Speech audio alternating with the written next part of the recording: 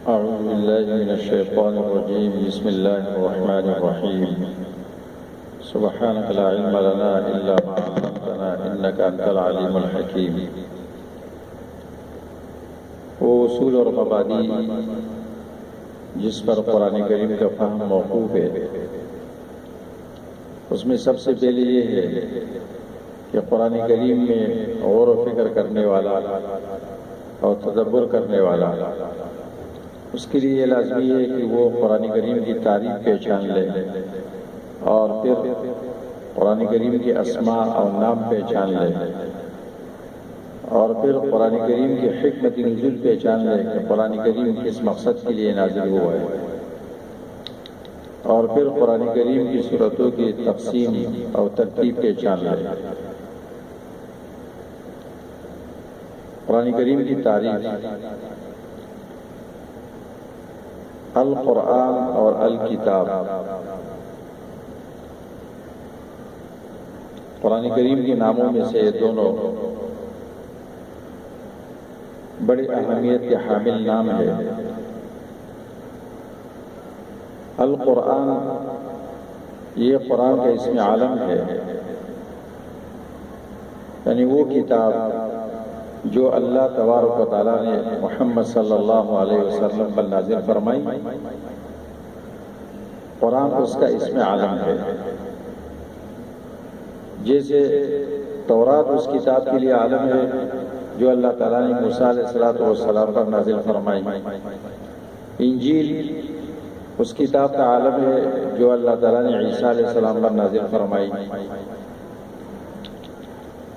اور قرآن کا معنی ہے پڑھنا، جمع کرنا. اسی طرح الکتاب، الکتاب کا معنی ہے لکھنا. سورہ قیامہ میں ارشاد ہے فَإِذَا قَرَأْنَاهُ فَاتَّبِعْ قُرْآنَهُ ثُمَّ إِنَّ عَلَيْنَا بَيَانَهُ إِنَّ عَلَيْنَا جَمْعَهُ وَقُرْآنَهُ فَإِذَا قَرَأْنَاهُ فَاتَّبِعْ قُرْآنَهُ ذَلِكَ الْكِتَابُ لَا رَيْبَ فِيهِ. قرآن کو قرآن اس لیے کہا جاتا ہے کہ قرآن پڑھا جاتا ہے، اس کو جمع کیا گیا ہے. اور اس کو الکتاب اس لیے کہا جاتا ہے کہ یہ لکھا گیا ہے. گویا اللہ تبارک و تعالیٰ نے قرآن کریم کی حفاظت کے دو انتظام کیے، ایک صدور میں اور ایک سطور میں، ایک سینوں میں اور ایک کتابوں میں. قرآن کریم کا پڑھا ہوا وہ معتبر ہے جو لکھے ہوئے کے مطابق ہے، اور اس کا لکھا ہوا وہ معتبر ہے جو پڑھے ہوئے کے مطابق ہے. اگر کوئی شخص غلط قرآن کی تلاوت کرتا ہے تو لوگ اس کا مواخذہ کرتے ہیں کہ قرآن میں تو یوں لکھا ہوا ہے اور آپ اس طرح پڑھتے ہیں. اگر کوئی غلط لکھتا ہے تو اس کی اصلاح سینوں سے ہوتی ہے. وہ قرآن جو لوگوں کے پاس محفوظ ہے وہ اس سے تصحیح کر لیتے ہیں.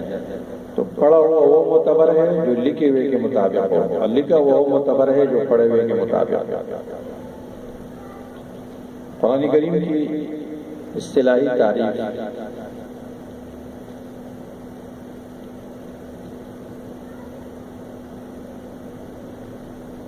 اصول کے علماء اس کی تعریف کرتے ہیں، اس طرح مفسرین نے اس کی تعریف لکھی ہے.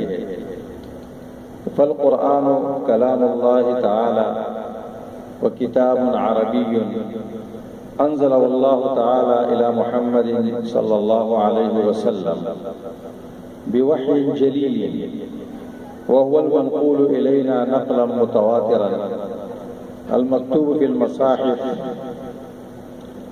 قرآن کریم اللہ تعالیٰ کی کتاب ہے، اللہ کا کلام ہے، عربی کتاب ہے جو اللہ تبارک و تعالیٰ نے اپنے آخری نبی محمد صلی اللہ علیہ وسلم پر نازل فرمائی وحی جلی کے ساتھ، اور ہم تک نقل متواتر کے ساتھ پہنچا ہے. یعنی ہر زمانے میں ایک جماعت نے، اتنی بڑی جماعت نے نقل کی ہے کہ ان کے جھوٹ پر اتفاق محال ہے اور اس میں کوئی شبہ نہیں ہے، اس کی تلاوت اور عبادت ہے اور یہ معجز ہے۔ رسول اللہ صلی اللہ علیہ وسلم کی رسالت کی صداقت کے لیے یہ دائمی معجزہ ہے اور دائمی دلیل ہے۔ اس کی ابتدا سورۃ فاتحہ سے ہوتی ہے، والناس پر ختم ہوتی ہے۔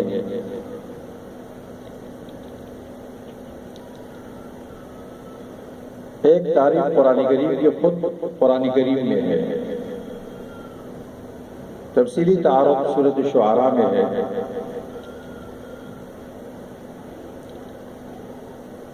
اللہ تعالیٰ فرماتے ہیں وَإِنَّهُ لَتَنزِيلُ رَبِّ الْعَالَمِينَ نَزَلَ بِهِ الرُّوحُ الْأَمِينُ عَلَى قَلْبِكَ لِتَكُونَ مِنَ الْمُنذِرِينَ بِلِسَانٍ عَرَبِيٍّ مُبِينٍ۔ یہ قرآن کریم رب العالمین کی طرف سے نازل کی گئی ہے۔ روح الامین فرشتے اس کو لے کے اترے، پیغمبر آپ کے قلب اطہر پر، اور مقصد اس کا انذار ہے اور عربی زبان میں نازل کی گئی ہے۔ یعنی قرآن کریم رب العالمین کی طرف سے نازل کی گئی۔ رب العالمین جتنے عظیم ہے اس کی کتاب اتنے عظیم ہے، اور قرآن کریم اس نے تربیت کے لیے بھیجی ہے، روح کی تربیت کے لیے۔ لانے والے فرشتہ افضل الملائکہ ہے جبریل، نزل بہ الروح الامین۔ کس پر نازل ہوئے؟ علی قلبک، کائنات کے عظیم انسان محمد صلی اللہ علیہ وسلم پر، افضل البشر پر نازل ہوئی ہے، اور اس کے جسم کے افضل ٹکڑے پر، علی افضل قطعۃ فی الجسد، آپ کے جسم کے بہترین ٹکڑے پر جو کہ قلب اطہر ہے اس پر نازل ہوئی ہے، اور کائنات کے افضل ترین زبان عربی میں نازل ہوئی ہے۔ نزول کی ابتدا سب سے افضل مہینے میں ہوئی ہے جو رمضان ہے، اور افضل بقاع الارض، سب سے بہترین زمین میں نزول کی ابتدا ہوئی ہے جو کہ مکہ مکرمہ ہے۔ اسی طرح قرآن کریم کی دیگر صورتوں کی ابتدا میں قرآن کریم کا تعارف مذکور ہے۔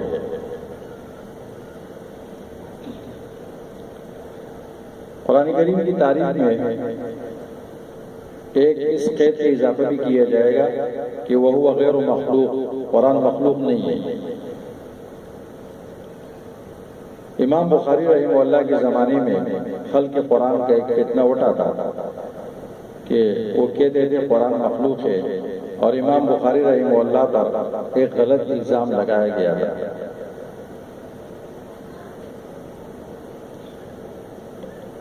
ہندوستان پاکستان میں یہ فتنہ نہیں ہے الحمدللہ، بعض عرب ملکوں میں شاید اب بھی یہ فتنہ موجود ہے کہ وہ قرآن کو مخلوق کہتے ہیں۔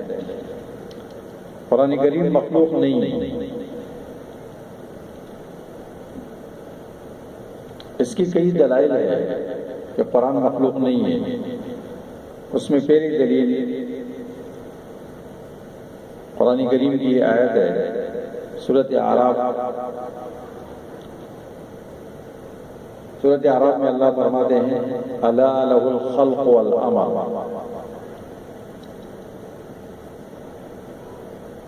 امر کا عطف خلق پر کیا گیا ہے اور عطف مغایرت چاہتا ہے۔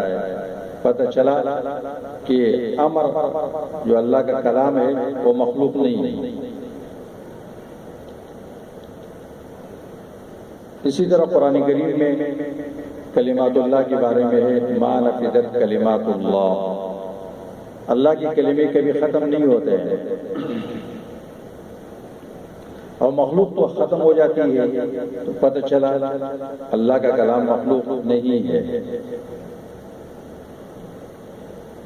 اسی طرح حدیث میں آتا ہے اول ما خلق اللہ القلم، سب سے پہلے اللہ نے قلم کو پیدا کیا ہے، تو کلام قلم سے پہلے ہے، پتہ چلا کلام مخلوق نہیں ہے۔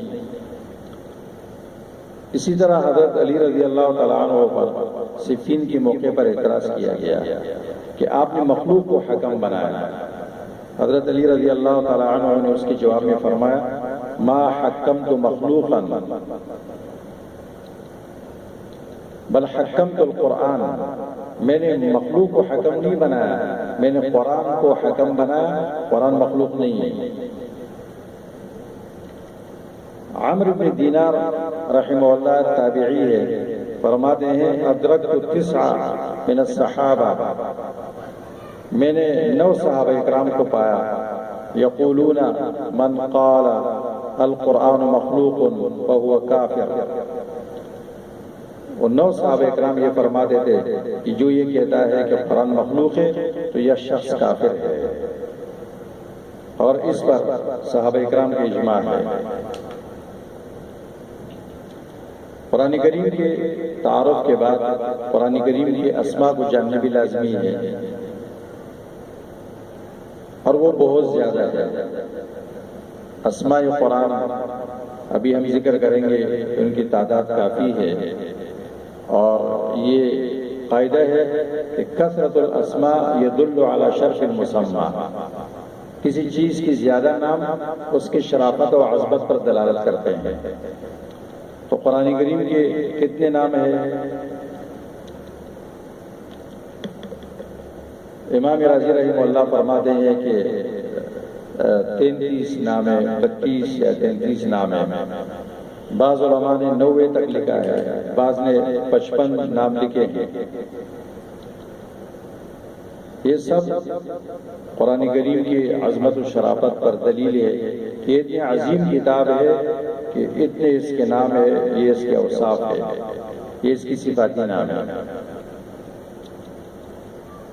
الکتاب اس کا نام ہے، ذالک الکتاب لا ریب فیہ۔ القرآن اس کا نام ہے، انہ لقرآن کریم۔ الکلام اس کا نام ہے، حتی یسمع کلام اللہ۔ اسی طرح قرآن کریم کہ جب آپ تلاوت کرتے ہیں تو مختلف نام آپ کے سامنے آئیں گے، جس سے اللہ تعالیٰ نے قرآن کریم کو موصول کیا ہے، اور ہر نام قرآن کریم کا تعارف ہے، اس کی وضاحت ہے کہ یہ قرآن مبین ہے، اس کی بات واضح ہوتی ہے، یہ وضاحت کرنے والی کتاب ہے۔ اس کا نام نور ہے، یہ روشنی ہے، برہان ہے، وَأَنزَلْنَا إِلَيْكُمْ نُورًا مُبِينًا۔ اس کا نام حجت ہے، اس کا نام روح ہے، وَكَذَلِكَ أَوْحَيْنَا إِلَيْكَ رُوحًا مِّنْ أَمْرِنَا۔ تو قرآن کریم کے اندر غور و فکر کرنے والے انسان کے لیے یہ لازمی ہے کہ قرآن کریم کی اسماء پہچان لے، اور ہر اسم کی وجہ تسمیہ پہچان لے کہ اس نام سے قرآن کو کیوں موصول کیا گیا ہے، تو اس کی وجہ سے اس پر قرآن کے مقاصد کھل جائیں گے۔ قرآن کریم کے ان صفات سے وہ فائدہ اٹھائے گا اور اس کے تناظر میں اس پر غور و فکر کرے گا۔ وما توفیقی الا باللہ علیہ توکلت و الیہ انیب۔